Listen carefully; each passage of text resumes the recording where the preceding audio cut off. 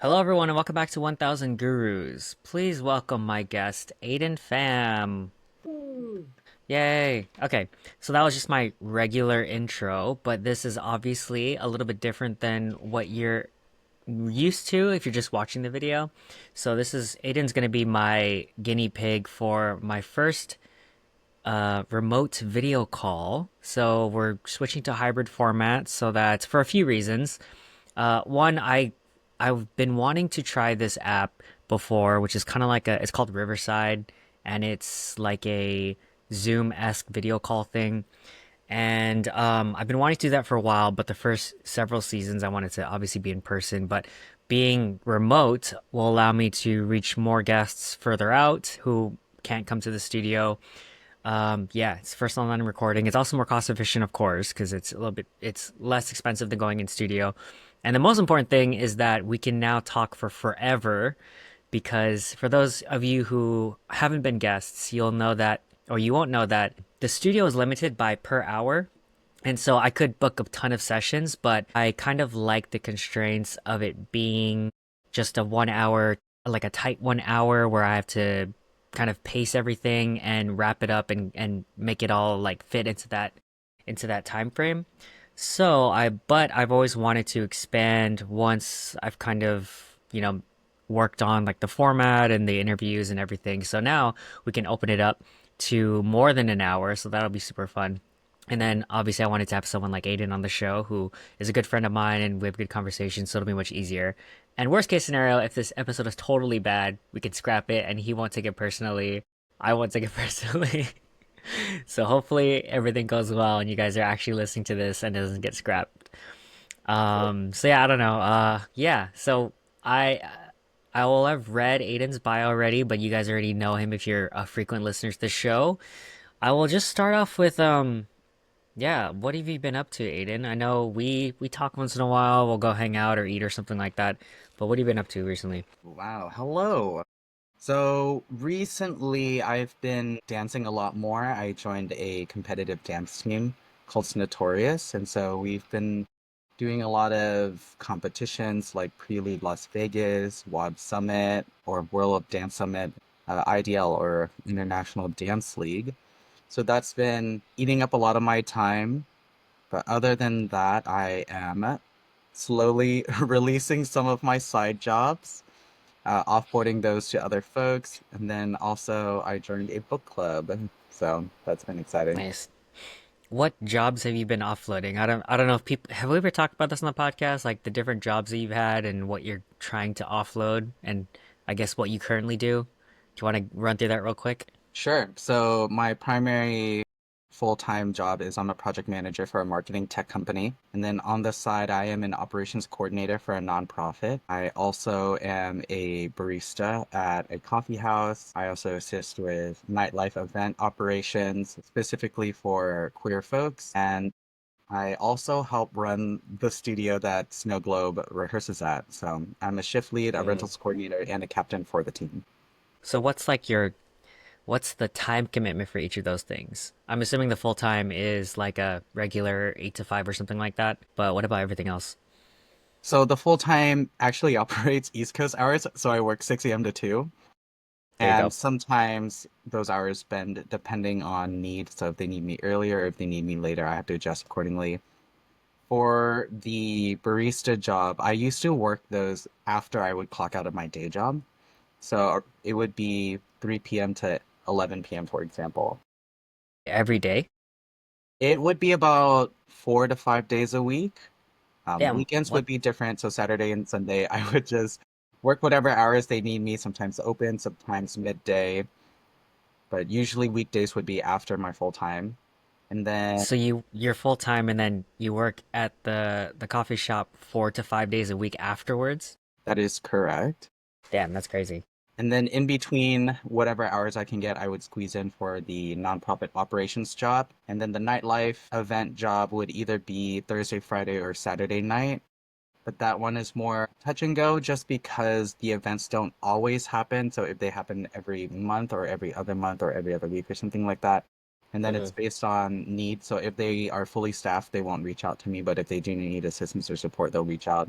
And then if I'm free, I can also reach out and preemptively ask if they want folks. Mm. So when do you find time to sleep if you work all these hours? I feel like the math on that is like you have maybe 3 hours of sleep per day. That's actually that's really astute of you because that is the average. I am averaging about 2 to 3 hours of sleep a night, which is why my goal is to offboard these so I can sleep more. Damn, you're crazy, dude. I don't think I could ever do that. Cool. Well, so you're obviously up to a lot of stuff trying to wait, what's the goal? What's your idea? Because I know you still want to dance, right? And you want to offload some of these other things. So what is like the ideal weekly schedule for you? I think the ideal weekly schedule is that I have one primary job that can pay for all of my needs and then some. And then I would spend some time dancing, some time singing, and the rest of the time working on personal projects or building friendships and relationships and investing in things I enjoy outside of work productivity. Gotcha. I mean, we love that, right? Cool. So I think that's kind of what I want to ask is like what you've been up to. What about travel plans? Do you have any travel plans coming up? For the end of this month, I am planning a trip to New York. So I'll be working regular hours again, thank goodness. Mm. Everything else is lining up to nicely give me a break in that window, so I'm very excited to be spending that time away. Other than that, I know we were supposed to have a friend group Japan trip that I think everyone kind of fell through. So Yeah, that was because supposed of to be that, like end of September, beginning of October. yeah, that doesn't look like it's gonna happen because it is already Yeah. August. Yeah, for those of you guys listening to this, this will probably come out in September, early mid to September. So yeah, definitely not gonna happen. Yeah. RIP. They sort of tried. It's one of those like didn't make it out of the group chat. Like, nope. So Yeah, yeah. I mean, absolutely. I'm kind of glad it didn't work out because that's like choreo's audition season is the end of September, beginning of October, because that's when school starts again. So I'm like, if I did go on that, I'd have to just like miss the first 2 weeks of choreo stuff, like prepping for auditions and then like the orientation. So basically, I wouldn't even meet people until like the first or second practice. So I'm kind of glad it didn't. I mean, didn't it's not working out. So Yeah, definitely felt that. I think my concern is Snatorius is slated for a huge opportunity next year, and we were told to start saving up PTO. mm. And I was like, I don't know if I'm ready to throw that much PTO at a not well planned trip, not well thought out trip, and then lose out on a potentially big opportunity elsewhere. Do you know like what the opportunity entails, like time commitment or something like that? I do ish. They haven't been very forthcoming with us, but what it's looking like is we need one full day fully blocked off sometime in November, and then potentially 10 to 12 consecutive days fully blocked off in February. Dang, 10 to 12 days? Yeah. What is this, like a TV show recording or some shit? You know, I'm just throwing ideas out there that make the most sense to me, so I'm not privy to information. I can neither confirm nor deny It's either because that or you're flying out of the country, right? Because what else would require right. consecutive days? I will Flying out of the say country for a TV show. there is potentially travel opportunities as well. So these are all things I'm Mm. trying to think about and plan for ahead of time. Travel opportunities and media opportunities, I see. Hmm. That's exciting. Yeah, so I think I told you that I was like, okay, well, if we're not doing a trip in September, October, I'm trying to do a trip in December because I want to do at least one international trip per year. But then also I think I told you my parents and my brother moved back to the Philippines. And so I'm trying to visit them next summer, 2026, like, I don't know, June, July, something like that, after the school year's done. Oh, yeah. So so that'd be good spacing out, like December and then 6 months later, Philippines. Mm, Yeah. Plus, I do want to travel to Asia in the winter. Summer's cool, I guess, and spring and fall, but like, I want the cold. I don't want like baking hot and just sweating. absolutely. Yeah, that's what I'm looking forward to. Cool. All right. Anything else before we go into? I know we have some planned things to talk about, but anything you want to bring up? And When you talk about traveling to Asia, it really reminds me that I keep telling myself that I want to plan a three-country trip to Asia so I can swing by, at a minimum, Japan, Thailand, and Korea. Mm, The idea would be either a loop coming in Japan, Thailand, and Korea, and then back to the US, or yeah, the yeah. coming into Korea and leaving through Japan. How long would that be if it's three countries? Like, how long would you Honestly, want to do? I would love a month. I Do that. no, Just I do it. can't really take that Just much time off YOLO. of work. You just quit. Well, if I save up well enough and it lines up where I get a month gap, you know where I'll be. Maybe if we go at the same time but separately, you can stop by Japan when I'm there, and then you can do the other legs of your trip. You know, it is a Yeah, because thought. I'm shooting for around like December, like right after school's out. I know. I feel like End of it's year at is least for rough me, it's though. perfect time. Huh? End of year is always rough for companies. Yeah. Well, you know what's cool is that my work is like they encourage and are understanding of people's breaks, meaning like in December, even my bosses and the other managers are like, the last 2 weeks of December are dead, so if you want to take off, feel free. So kind of like, oh, we all get to take, but like the last few years, I don't take it off because I'm like, I don't have anywhere to go, like except for home on the weekends. So I'll probably take more advantage of it this year. Nice. Best of luck Yeah. to us. I know. I was supposed to check my PTO, but I still feel like I'm like maxing out again. I was like trying to take off like one Monday every month. And I was like, okay, I'm gonna bring my PTO down, but I feel like it's catching back up because I think I get about one per month or something like that, first world problems. That's nice. But then I never really take off vacation or like take off days, so yeah. Anything else? Oh, I think that's it for intros. Okay, cool. All right, so let's go into random topics. So we'll do this the same as we did for the first one. I forgot what episode that was. It's like 20, Yeah. 20 something. Yeah. What is do you want to start off? Any topics you want to bring up? Let's see, which one? We can start with fitness. Yeah. Yeah. What about fitness? What's your So question? the reason why I picked fitness is because being part of a competitive dance team again, I am constantly getting injured. And so there was a What are moment you where fighting? What are you doing like my God, combat? it's that Or are I you just love, fighting with gravity? Fighting with the yes, floor? absolutely, yeah, actually. I love our choreography, but it's so hard on the body and I definitely feel my age catching up to me. You are old. Yeah, I absolutely old. So I think it's been very important for me to focus on things like fitness and nutrition. I've been working with my trainer a little bit more intentionally around strengthening certain muscles, increasing flexibility so that I don't get injured as often. And also, um, at IDL, they had free physical therapy for us. And I Oh, think nice. I'm gonna invest in a physical therapist now because that was amazing. I like came into IDL hobbling and like limping, and I left that table doing backflips. It's crazy. Wow.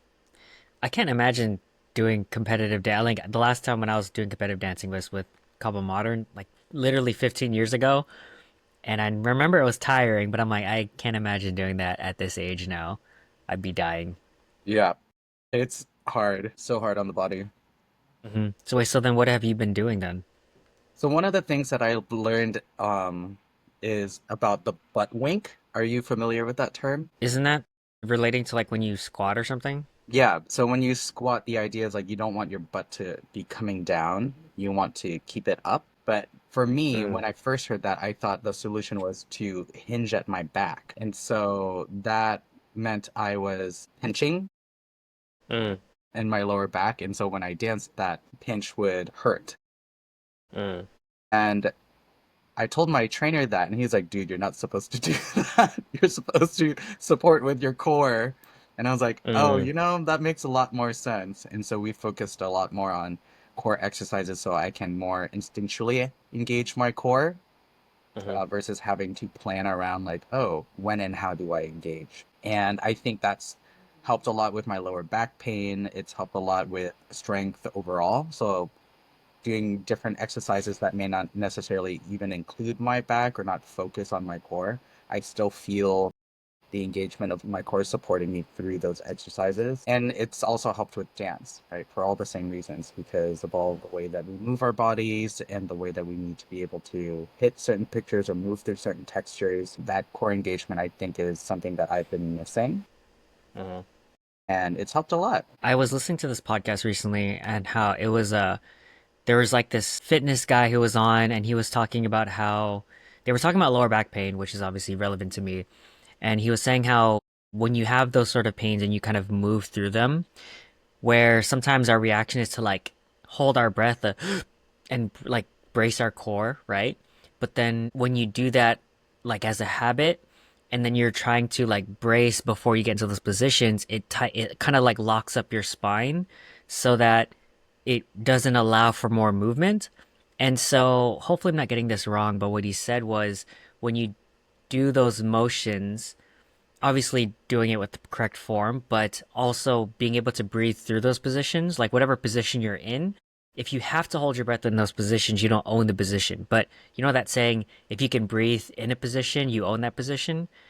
And so I was thinking about that in my last workout. It's like, okay, yeah, you're bracing, you're going into position to like do a regular strength training like a motion, but I was like, okay, let me focus on breathing through and not tensing everything so that I can not lock up my spine. Obviously, in some instances, you need to like do that technique to like brace. Like, you know, when people do like squats and they have like a belt Yeah. to increase their internal pressure to keep everything in line. Like, I think that makes sense. And he was saying, yeah, it's not in that case, but in other motions, you need to be able to breathe through those movements and those motions. And so I was just thought that was interesting.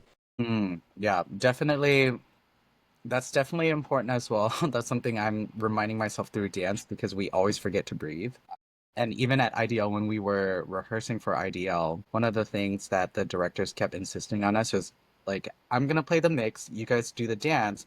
I'm gonna mute the music on occasion, keep dancing, but I need to hear you breathing together. And like, I need to hear Mm. everyone breathing because if you guys aren't breathing, you're not gonna be able to do this. And so it was really funny because we would be dancing and then he would mute the music and all you hear is like like all these breathing noises. And he's like, "Yeah, good job, guys." Like, oh, you're breathing, you're alive. Exactly. Yeah. I feel like the isn't the hard part like syncing up your breathing because everyone has like different breathing cadences and especially like what moves you're doing unless you guys choreograph hmm the breathing. Yeah, so definitely the breathing was in some places very popcorny because people breathe as they need to.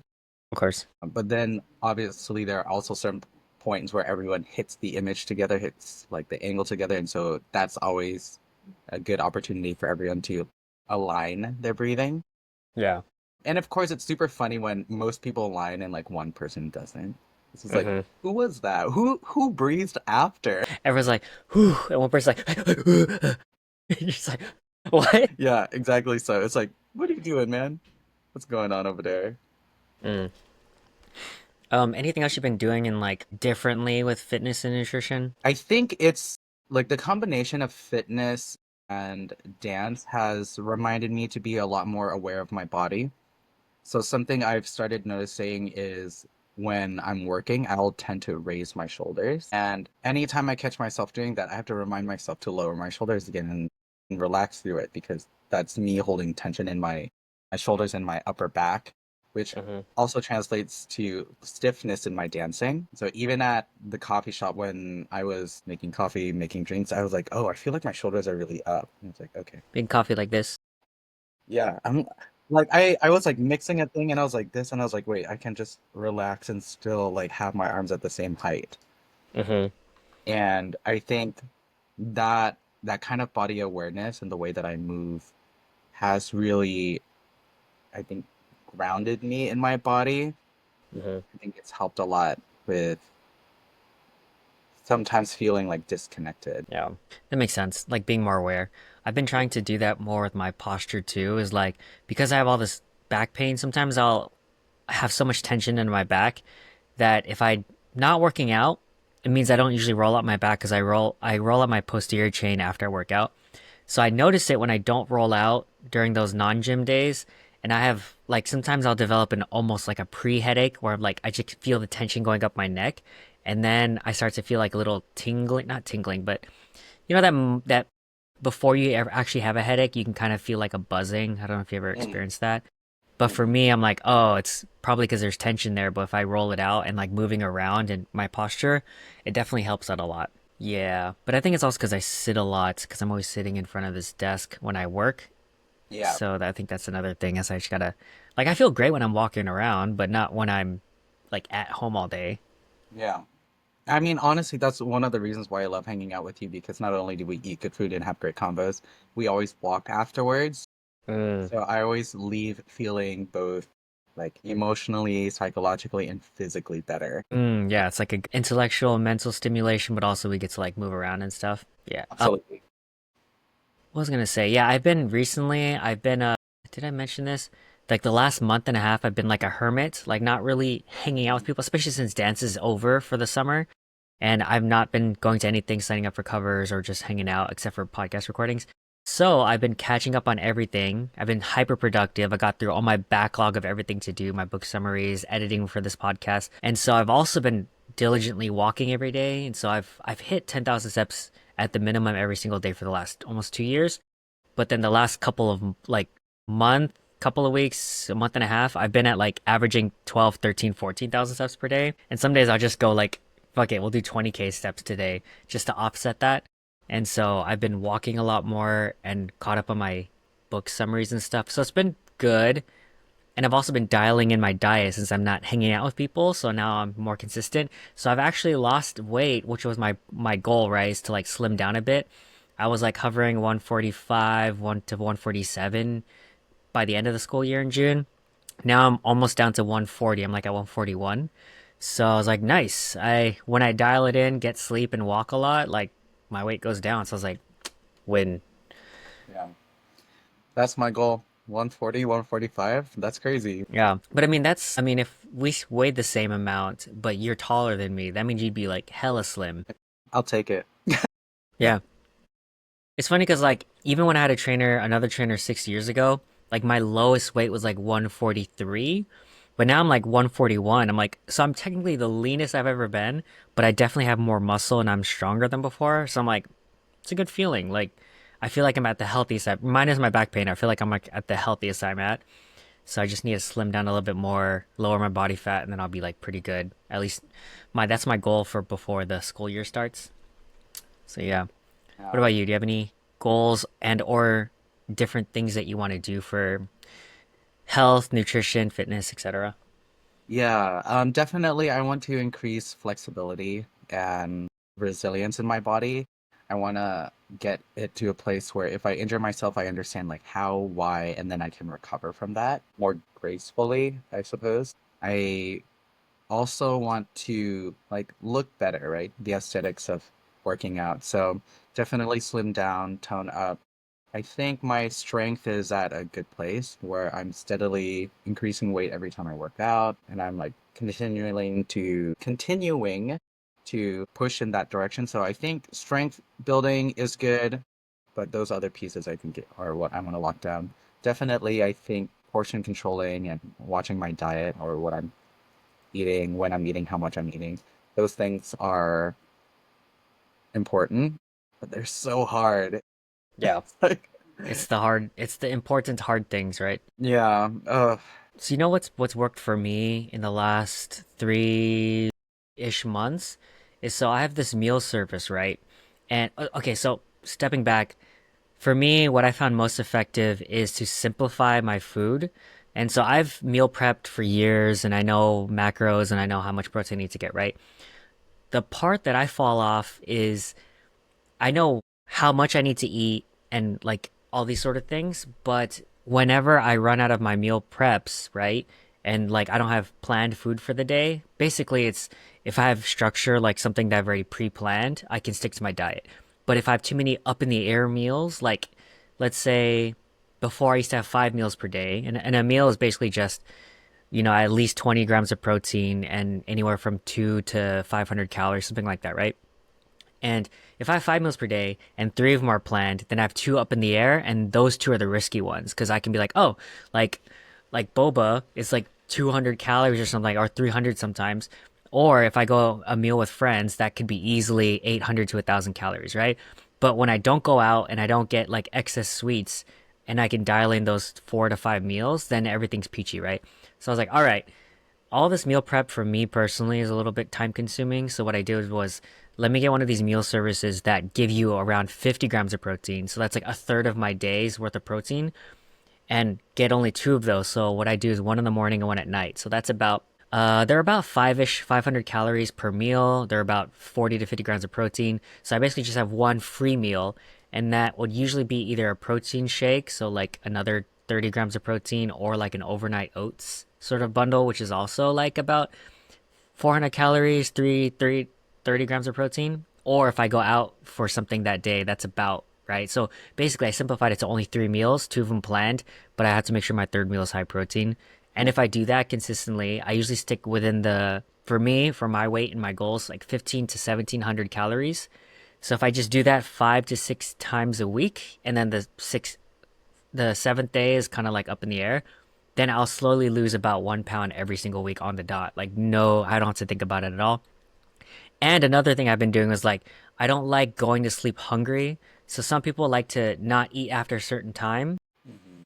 And some people don't eat breakfast, some people do eat breakfast. But for me, what I found works best is having a high protein breakfast. I can kind of have more leeway during the day with like a protein shake or something when I go out. But I always save my last meal for like an hour before I sleep because I don't want to feel like carb starved before I sleep, which messes up my sleep.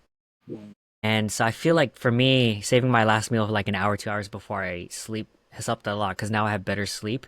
But also, like, I don't overeat, so I feel so bloated that you can't sleep. You know, that sort of extreme, like food coma. So Yeah. my 500 calorie meal does not make me like, bleh. So that's what's worked for me. And if I do that, I can easily lose a pound a week, like on the dot. But I don't know if you had any thoughts on that or what's worked for you. I mean, I think the time that a diet worked best for me, I was under Not eating, duress. stress. No, not even stress. It was like this was when I was training with the SM trainer, and Oh, she right, had right. me take a picture of everything I was eating to send to her so that she can approve it, and then how much of it I could have. And she was so on top of me that I was going to sleep hungry every night, and the only way I could get through it was by sleeping, so I had to force myself to sleep. Mm. And I was cranky all the time. Like if people looked at me funny or like took up too much space in the hallway, I would instantly be angry at them. Hmm. But I was losing like 5 pounds a week. 5 pounds a week for you guys at home is definitely not healthy or sustainable. And I mean, Aiden knows that. absolutely not sustainable because after I left, it was like 3 months of slowly getting back to where I was Yeah, before. your body's like, all right, we're gonna get back to what feels more neutral. Yeah, but I will say that was like aside from the hanger, I think that was the healthiest I've ever felt just because I felt really like spry. So like you felt like slimmer, but your energy was good? Yeah, so the outside of like I said the hanger, right? Like the energy I felt like throughout the day was better. I felt a lot more rejuvenated to be able to do things. I know coming into it, I was heavier, and so I was struggling with things like 2 sets of stairs. I would have a hard time like breathing. My endurance was quite low. So you noticed it like weighing less that it felt better than when you were heavier. Absolutely. The contrast was insane. But the thing I did struggle with was missing good food. It's not like I didn't have good food, but because I had so little of it compared to what You're I like restrictive. normally. Yeah, it was so restricted that I think I really entered this mindset of like craving all the time. It was easy to fight off that craving when I had someone like at my back with a knife and a gun being like, "Don't you dare." Hmm. But the moment she was gone, I was like, there's really nothing holding me to account except for myself. And I think So the that, accountability works then. yeah, absolutely. I think accountability And was fear violence. fear of violence definitely will do that too. Yeah. For over a consistent period of time. Yeah. Honestly, sometimes I think about seeing if I can hunt her down and get back in it just because I was like, damn, it I'll sucks. pay you to hold a knife to my throat so that I can lose weight. Basically, like that's a physical trainer, right? That's what they do. Yeah, just emotionally.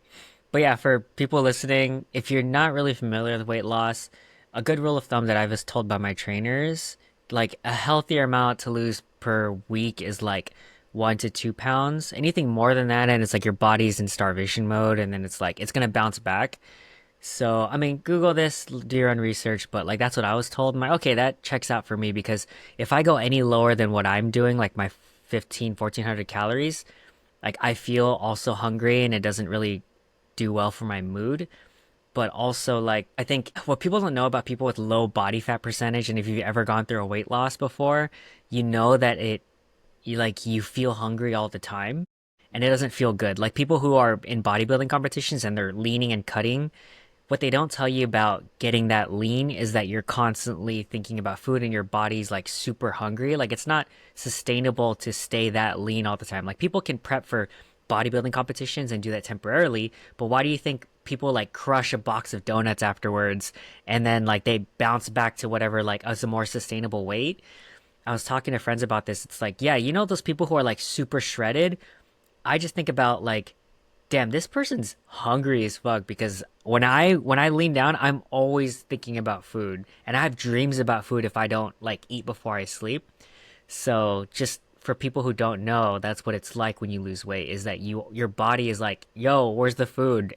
It's changing. I don't like change. I like homeostasis. Yeah, I definitely very sad throughout that process. I think there was at least one night when I was like, I'm so hungry. I'm like laying in bed getting ready to sleep. I was like, I'm so hungry. I think I'm gonna cry.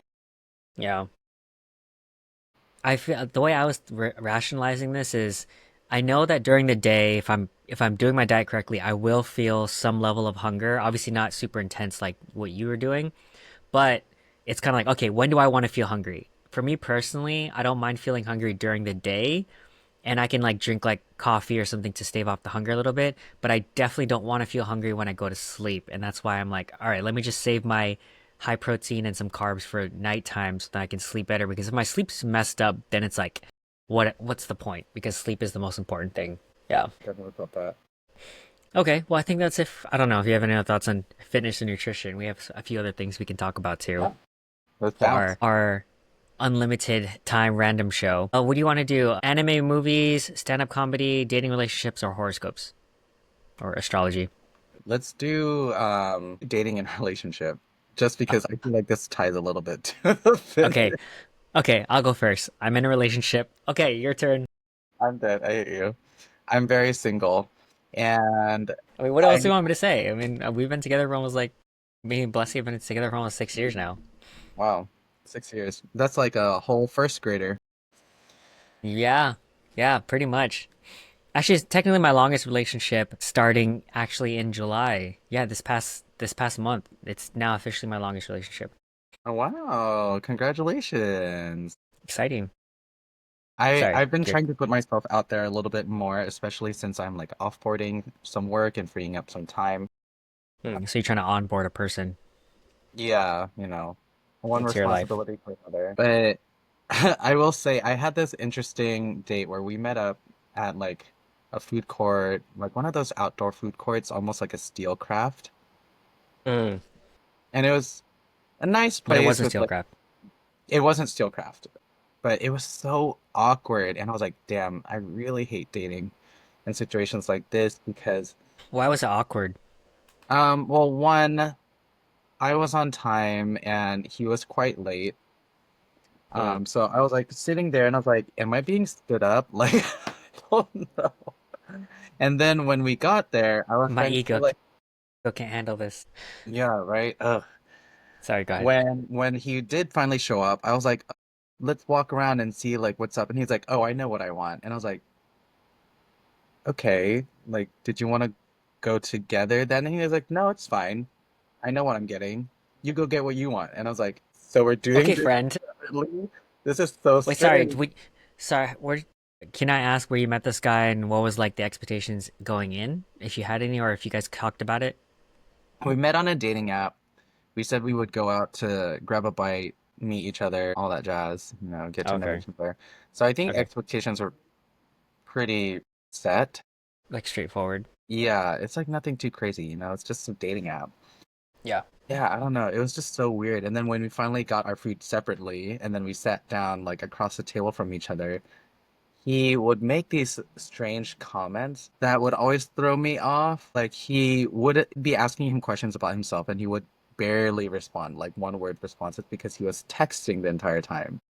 Hmm. So in my head, I had already dismissed the hangout and I was like, okay, you know what? He's He's clearly, clearly not into this. yeah, I'm Yeah. not into it. So I'm gonna finish up the dinner, be respectful, and then excuse myself to go home. And then he would make comments where he would say things like, do you do skincare?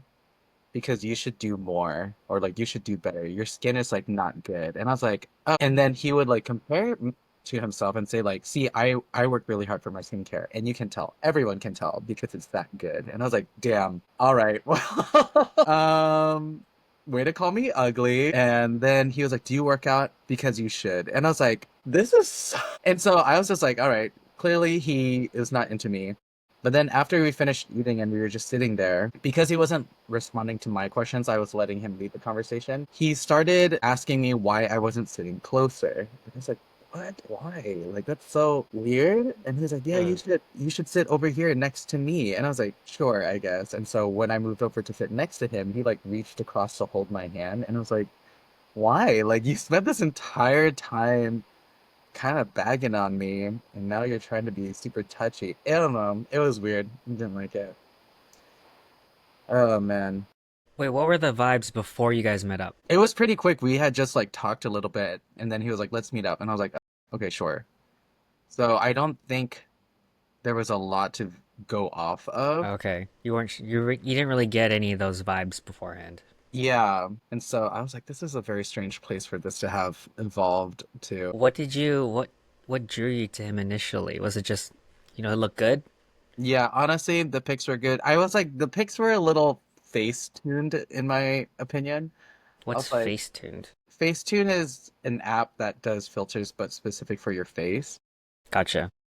So like you can shape and contour your jawline, for example, or like you can Perfect. Yeah, we don't need real life references. yeah. So I was just like, I don't know, there's like consistency across the photos and different angles at different places and different times. So I was like I know these aren't fake photos or you haven't like face tuned it to smithereens, but it's a little sussy just because of how polished it looks. And so I was like, okay, whatever. But Hmm. yeah, that's where it ended up, and I was like, never again. Yeah. Are you still in contact with this person or no? Sort of. He's been a little snippy about me not like messaging him more. And I was Okay. like, I don't know. Like I've been busy with like the dance competitions, so I don't like I haven't Yeah, seen anyone. good for you for being busy because don't think you'd want to be available for a guy like that. Yeah, so that was rough. But I did have two other dates that went pretty decent. One was like we were walking through Barnes and Nobles looking at books and like talking about books, and I was like he's a good conversationalist, but he did say he like left a pretty significant relationship recently, so he wasn't looking for anything too serious right away, and I was like that's fine. But he has been quite like touchy in public. Like we'll be walking and then he'll like reach across to like hold my hand, and I was like, "Oh, that's kind of cute." But I'm also intrigued as to like where you think this is going. Hmm. Like, are we just friends who are touchy, or are we pursuing something more? So that one has been interesting. We're still in touch, and we're still set to hang out again. And Hmm. then there was another one that I started talking to as well. Similarly, we met up at a coffee shop. We had coffee. We walked around while talking, and that also went well. I think my only concern that I'm like running into with him is that capacity feels quite low. I don't know. What does that mean? My thing is because I do so much all the time. What? Whenever No. I'm with other people and I like introduce one thing and they're like, that's too much for me. It always baffles me. And I was like, I don't What know if we can. what does that mean? You introduce something and that's too much for them? Yeah. So, like, for example, that's what's an example? For the example, if I say like, "Oh, hey, like let's go like to a movie," and they're like, "Oh, I don't know, like my social battery's out. I don't want to be in public." And I was like, "Okay, well, like it's in the dark and it's just a movie theater, so it's not like we're interacting with Yeah. people. But of course, I want to respect people's boundaries, so I say, okay, that's fine. Like, we don't have to do that thing. Then, like, we'll find something else. But at the same time, I'm also like, if there's like a consistent struggle to find capacity to do things or find capacity to like have conversations, I think that's like an early flag for me. Hmm. So capacity meaning social battery? It could be social battery. Sometimes it's other things. What's an example of a non-social battery thing? Because it's to me, it's kind of crazy to say that you have a low social battery, so you don't want to go to a movie with one person, Yeah. right? Like, isn't social battery like, oh, I'm going to a party and I have to talk to a bunch of random people I don't know? Yeah, so that's why I think things like this are always a little bit of a flag to me because I feel like we're still early days and to have Yeah, things like just throw you out of like for a loop so easily is not necessarily concerning, but something I'm keeping an eye out for. Or yeah, like, if we're slated to hang out that evening and then you yeah. go, "Oh, I'm so sorry, I have to cancel because like my mom and I had a talk and now I feel bad." And I was like, Mm. "Okay, well, my mom and I have a talk and I feel bad all the time." So Yeah, like feeling bad's a constant for me. yeah, it's like, come on, buck up, let's go. Like we have plans. So of course, What would be an alternative to, let's say, the movie example, right? Like, what is lower capacity than a movie with one person? beats me. The last time that particular example happened, we just canceled. I feel like I guess that's an interesting way to put it, to saying like my capacity is low, when I think it really is, well, I guess how I'd phrase it is that they just don't want to go out, but specifically with you, of course, because I'm sure they could go to a movie by themselves, and be fine, or maybe do some other thing and be fine in public.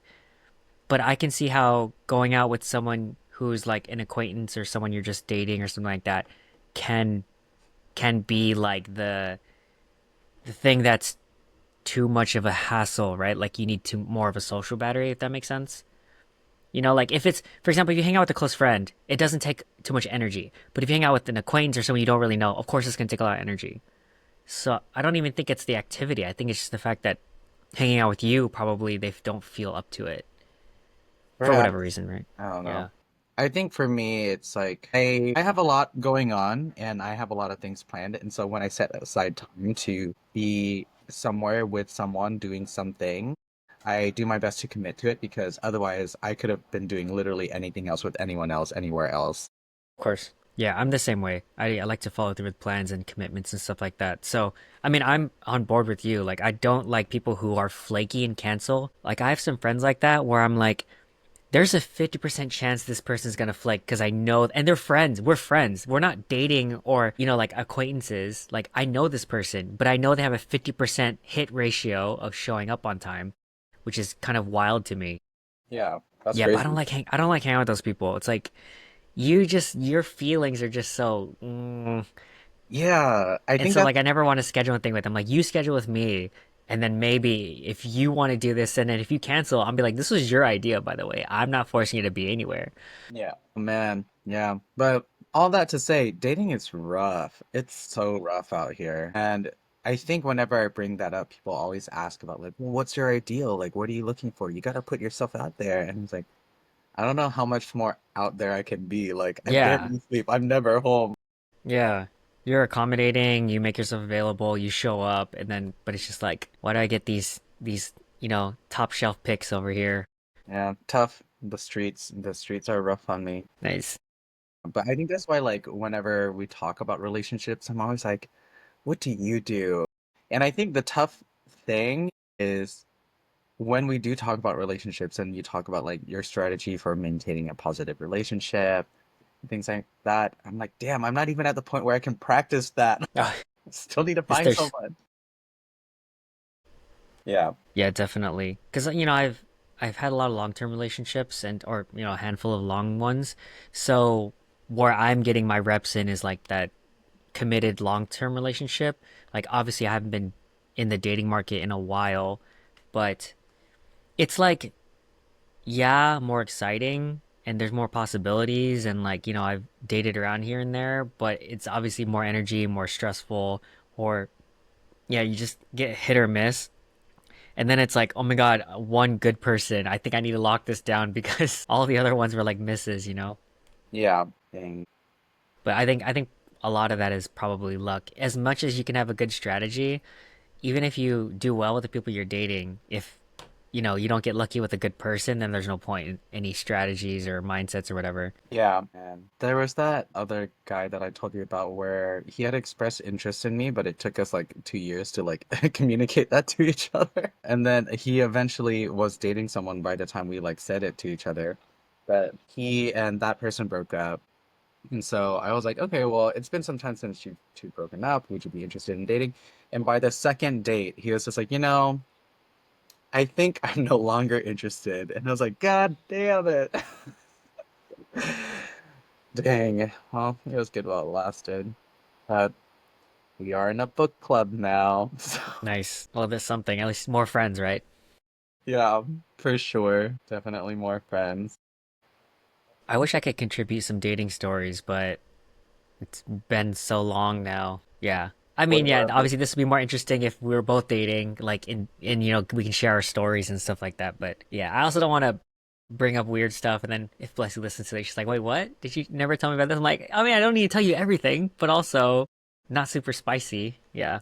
yeah, that's funny. Anything else on dating relationships? And I think it's so interesting because Thoughts? I talked to my therapist about it as well. And because I don't have like an actual partner to practice this through, I'll talk to her through my ideation of how I would go about things. And she's like, I feel like you would be a great partner. And I was like, you want to tell people? Be my guest, girl. Go out, tell the world. I think you're just built for the mid game, not the early game. If that makes sense. Yeah, it does. But that's what pisses me off because I know so many guys are good at the early game and not the mid game. Not me. I'm also not. I'm way better mid. So I have a friend who was just like you, like as a boyfriend, amazing, right? Like comfort building. We talk about this like the stages of attraction, right? Like attraction, comfort building, intimacy building. He was 100% comfort, like so good as a boyfriend, always be there for you, communicate all this other stuff. But he could not like get past that initial dating phase and having the girl be like into him and attracted to him long term. And then I gave him a little bit of coaching, and then eventually it worked out. And I'm not trying to take all the credit for anything. Like he put in the work, right? But I think what helped the mindset shift is that he was always trying to jump into like, how can I make her comfortable? How can I be reliable? But I told him I was like, you know, being comforting and reliable is not how you get someone attracted to you, right? Yeah. And we both know this. The attraction phase is all about mystery, anxiety, emotional roller coaster, making them think like, how do you get someone to fall in love with you? You make them think about you all the time. But if you're always showing your cards, they're never going to think about you. They're like, oh, I know this person likes me, right? And they're just going to Yeah. shut their brain off to you.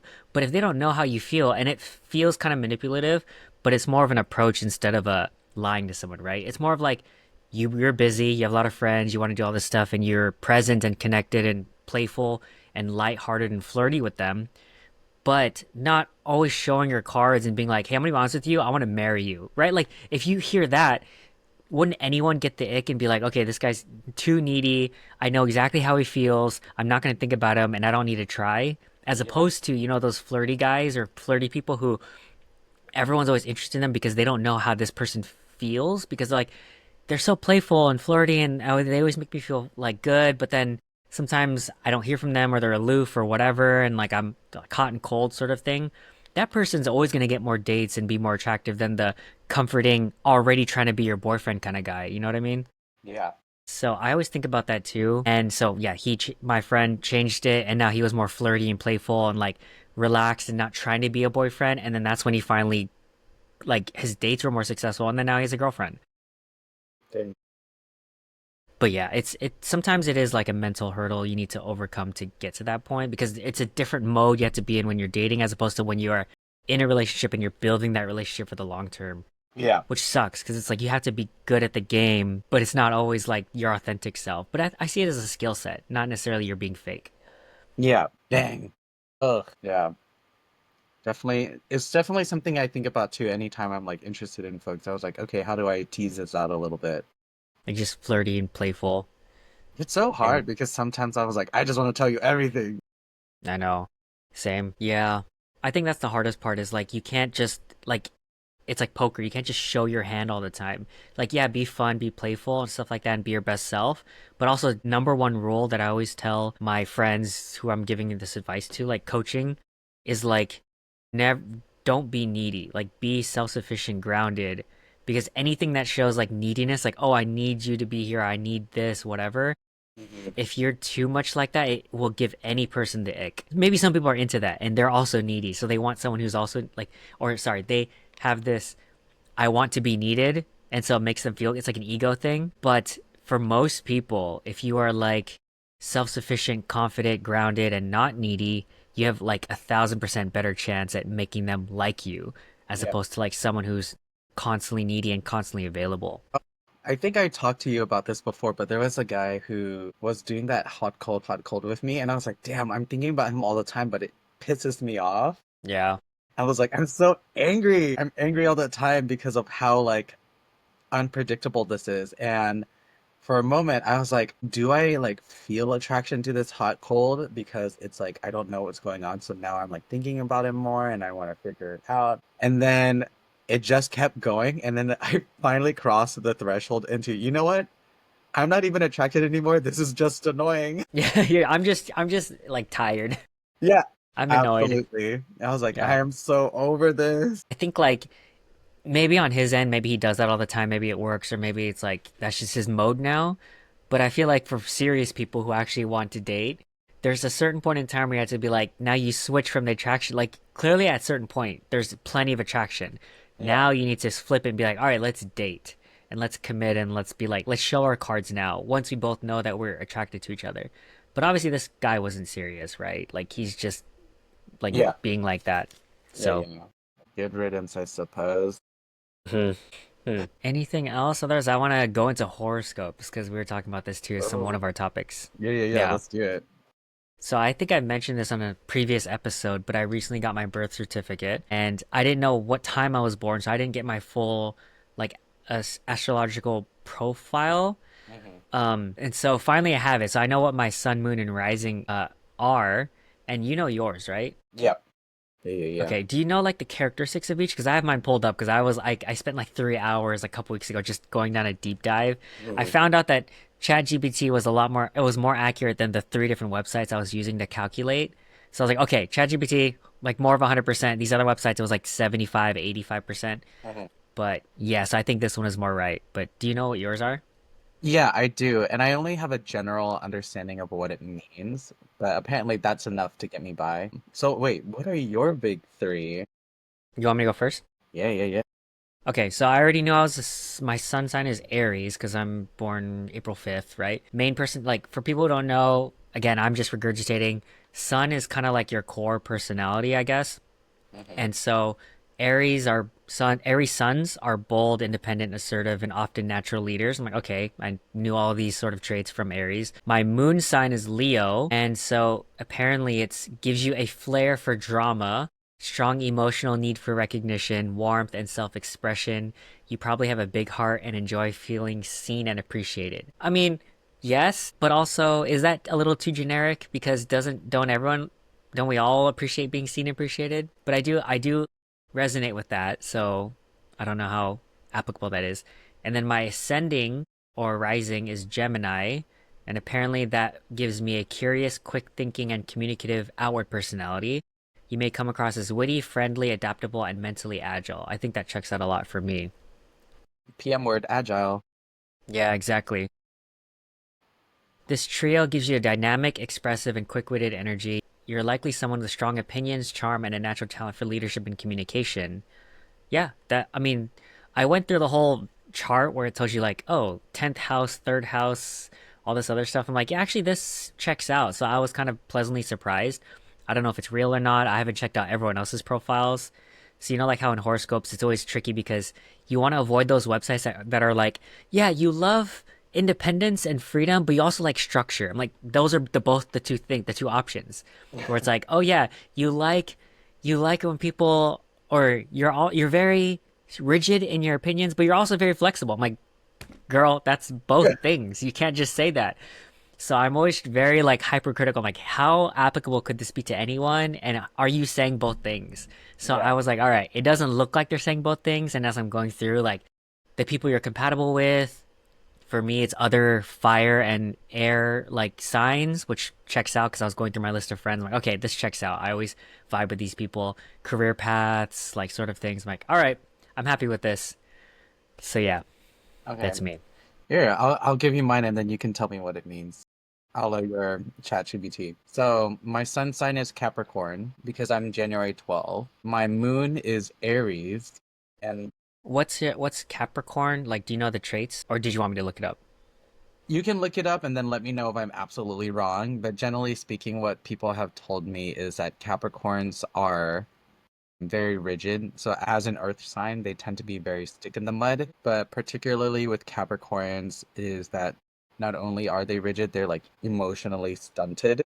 Mm. It's like Capricorns have a really hard time engaging with emotion, but they love structure and order, and because of that, that's why they like distance themselves from emotions, which embody chaos and sometimes unpredictability. Mm. I don't know if this is like the chicken or the egg, but because I tend to be very structured and organized, like I love spreadsheets, I love Excel. People have told me that is one of the most Capricorn things about me. Really? Yeah, that Interesting. also, when I cook eggs, I cook them over hard, and people have asked me why.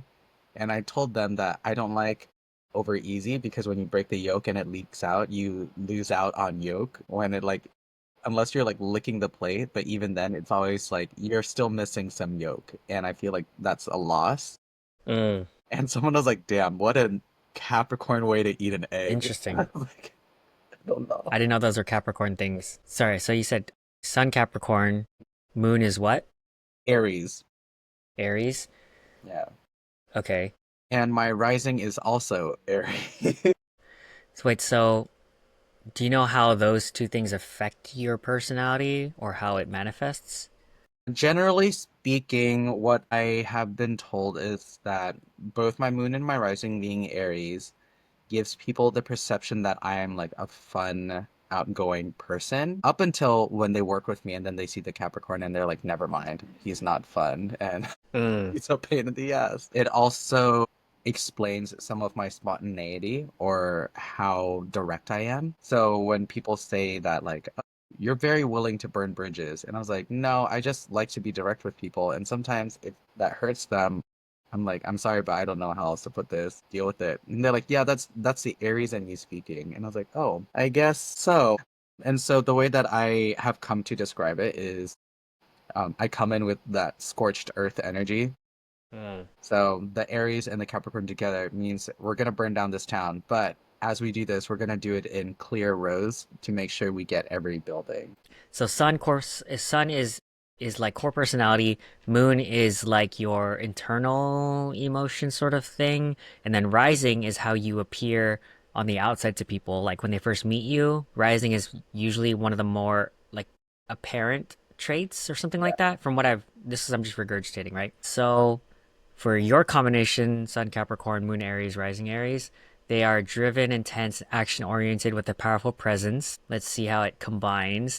Sun Capricorn, ambitious, strategic, responsible, hardworking, values achievement, takes life seriously, wants to build something lasting, self disciplined, practical, often emotionally reserved, may appear cool and cautious but determined. Core motivation, success, stability, and mastery, wants to be respected and leave a legacy. Okay, so I mean, I align with that too. I'm trying to see if I align with this as a non-Capricorn. Maybe it's just because we're both like Aries in our other ones, because I vibe well with other fire types. Okay, Moon Aries, your emotional world. Emotionally, you're impulsive and quick to react, independent and hates feeling controlled, gets fired up fast, cools down fast, craves excitement and stimulation in an emotional life, can be emotionally brave but also impatient. Emotional needs, freedom, challenge, action, needs to feel alive, not bored or tied down. Sorry, how do you feel about that so far? I think that's pretty true. Like I've talked to a lot of like different workplaces and also like a lot of different relationships to say that like I'm here because I'm intrigued or I'm interested and the moment I'm bored, I'm gone. I cannot tell you how many managers I've talked to say that like, hey, I know I do my job well and I know you love me where I am, but also please give me something that'll keep me engaged. Otherwise, I'm quitting. Mm, Interesting. Okay. I like that because I also don't exactly align with that. So for me, that's a good thing. Wait, so the Capricorn, the what I read out, do you feel like you align with that too? Yeah, definitely. I do feel like I'm very like achievement and goal driven. I always want to make sure that whatever I'm working on lasts beyond me, but also that it's attributed to me. And so I want people to recognize I was like, oh, we did not have this before. He came in, he built this, and now it works super well because he built it. Like, do I need to be like praised for it? Not necessarily, but I do want the acknowledgement of my expertise or my mastery. And I think that's Mm. also like why I have such a growth minded approach to a lot of things because I want to make sure that I am mastering whatever I want to do. Okay, Rising Aries, assertive, bold, competitive, comes across as confident, maybe a bit intense, leads with action, doesn't hesitate to initiate, blunt and direct in first impressions, high energy, spontaneous, charismatic, fiery trailblazer. You walk into a room and you're on a mission. How do you feel about that? Absolutely.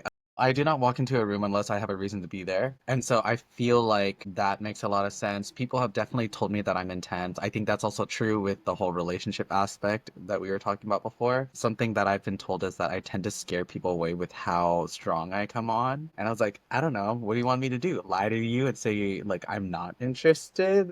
Mm, I like So it. yeah, that all seems pretty apt to me. Yeah, that checks out. Okay, here's your combined personality profile. You're a strategic warrior, a person who plans like a Capricorn but acts like an Aries. That checks out. There's a fascinating blend of self control and explosive energy. Strengths: leader by nature, ambitious and driven, independent thinker, blunt but grounded. Yeah, that's Aiden.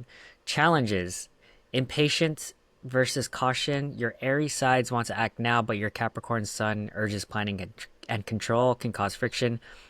Emotional impulsiveness. You make snap emotional decisions or outbursts that you later regret. Control issues. You want independence and control, so it's hard for you to surrender or be vulnerable. You align with this so far? You That's vibing? so funny. Yeah, I think that's really funny. I had the same when I was reading this. Like, oh shoot, this is why is this so accurate for me? I think it's funny when it ChatGPT's was got it. like, yeah, right. It's funny to me when it was just like, oh yeah, you want both. And I think the most apt way to describe it is when I watch Devil Wears Prada, one of the questions that people often ask each other, in my circles at least, is like, who would you want to be? Right? Do you want to be Emily? Do you want to be Andy? Or do you want to be Miranda? And I was like, I want to be both Miranda and Andy. Mm, Like, I want to be the big boss who makes all the decisions, who just sees the vision and just gets shit done. But I also want to be the person that that person can turn to and just do the things that are asked for. It's like mm, maybe impossible tasks, but it's not a problem for me, and that's what I want to be known for. that And makes sense.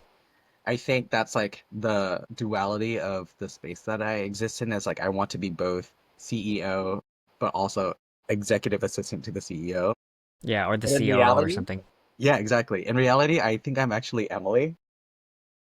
Which one's Emily? Emily is the one that hires Andy and then gets replaced by her. She's like, she does a good job, but she's like constantly frantic and frazzled about it. And Mm. because of that, Miranda kind of does not like look on her as positively.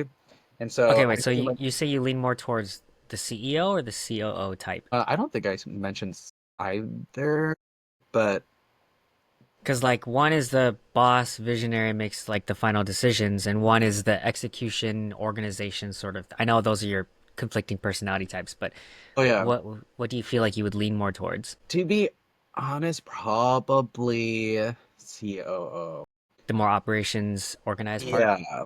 I think because like as I'm working at the dance studio now, something that I'm realizing is I'm gaining responsibility in different aspects, right? So I've become a captain on the team, I've become a shift lead at the studio, but I also manage our rentals now. And because of this, I have hands in different buckets and like pots that most people don't get to touch. And I work with the owner directly to get things moving. And so because of that, I like to be in operations to be able to like push things in certain directions, but at the same time, I like the distance from responsibility of what happens to the studio.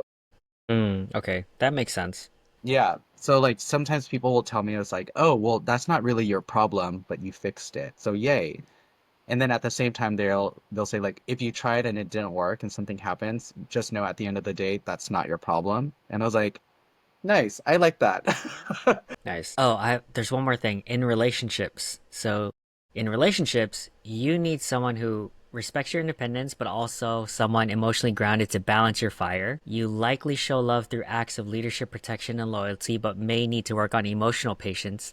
And you crave mutual respect, but and dislike clinginess or weakness. How do you feel about that? Man, I think that's really funny, especially the impatience part, because I think something I ran into with my last relationship was my partner and I will talk about things and we'll go through like pretty lengthy discussion about like what do you think, what do I think, how are we going about this, what we would like to do moving forward, and then they'll go quiet for like the next couple hours, and I was like, okay, like come on, like let's get a move on the processing. Like we're done, we've moved on. Let's like, and so I definitely feel the emotional impatience piece, and I definitely appreciate the independence piece because I have voiced before that whoever I'm dating needs to have their own life because if I am the end all be all, that would drive me insane. I'm not going to be available 24/7. I need you to Mm. also have something else so that when we do meet up and we do come to each other, it's like a nice respite from everything else we're doing versus like you sitting at home waiting for me. I think that would drive me insane. Yeah, that makes sense. I feel the same way. I think obviously some people might like that, like the ego thing of like, oh yeah, I'm the most important person. But I feel like, in my opinion, if you want a good partnership, a healthy partnership, and you want to have good mental health for both of you both need to have a purpose that's not each other. Like, yeah, your partner should be the most important person to you, but you and they shouldn't be each other's end all be all Yeah. because you could never actually do that if that makes sense. Like you're on a Yeah, team with the similar missions and purposes or whatever, but you're not each other's purpose. exactly. Yeah. And to be honest, I don't even think that I would want my partner to view me as the most important person in their life either. I think there's like a healthy balance in understanding that relationships ebb and flow. And I would prefer that in certain instances, I'll be the one that matters. And then in certain other instances, I will be the one that doesn't. And I'm very happy with that. Like in what instances do you mean by like you don't matter? I think, for example, I would want my partner to have best friends outside of me. And if they are going to hang out with a best friend, and I was like, well, I'm at home and I'm free today, we should hang out, I would absolutely want them to go out instead with their friend because those are plans that you've made. That person is also your best friend. There's no reason that you should prioritize them over or me over them. Right? And I think I would feel awkward if they're like, "Oh, wait, you're free? Let me cancel all my friends and hang out with you." I would never want. Hmm. Okay, I see what you're saying. Because I think I agree too. In that scenario, it's someone is choosing to put someone else below you because they feel like there's a conflict and they need to choose you. When in fact, I mean, I think we align on this, but you should have your partner, your family, your friends, and these different circles and your alone time, right? And Mhm. it shouldn't be, let me cancel my friends' plans and hang out with you. I think a good partnership should be like, yeah, we have our friends' time and we have our us time and we nurture everything, but Mhm. we don't put ourselves in situations where we need to choose one or the other because that's not how our life should be structured, right? Yeah. Like, and also it would, I think a situation where it would make more sense to have that distinction is if your partner and let's say a friend of yours are arguing or like there's some sort of you have to choose, but I feel like your life shouldn't be set up where you have to choose between two important people, you know? Exactly. Yeah. And Yeah. to be honest, I feel like if my partner was ever in a position where it's like they have to choose me or their friend, I would want to step back and remove myself from that equation just because You don't something, want to get into yeah, oh right. yeah, like something I did set up that situation and that's not what I would want to do. Like I Yeah. don't want to make my partner choose, and if they feel like they have to choose, I'm gonna step back and reassess. Or like even if I don't know, if they have a secret and they tell someone else but not me, I'm like, that's totally fine. Like I get it, right? Some secrets are meant for others. You don't have to tell me everything. Would it Yeah. be nice? Sure. I would love to know. Like I also love goss, you know? Hmm. I would love it if you told me the secret things that are happening. But I also recognize that if you have secrets with other people, that's the nature of your relationship to them, and I do not feel the need to insert myself into that to be a part of that. Yeah. I agree with that. I think that's definitely a healthier way to look at like relationships and boundaries. And of course, people got different conceptions that maybe some people want a relationship where it's like you guys are 100% tied at the hip. You're one brain. Sure, all more power to you. If it works out, it works out. Not my approach and not what I would recommend to people, but Mhm. yeah. Okay, so we have horoscopes. We have a few other things like stand-up comedy or any movie or anime recs, but I do want to see if this stopping and starting function works. So we're at like about a little bit over an hour. Are you good for like a Nice. break? Yep, let's do it. Okay. And let me pause this recording and then we'll start it up again. Sick.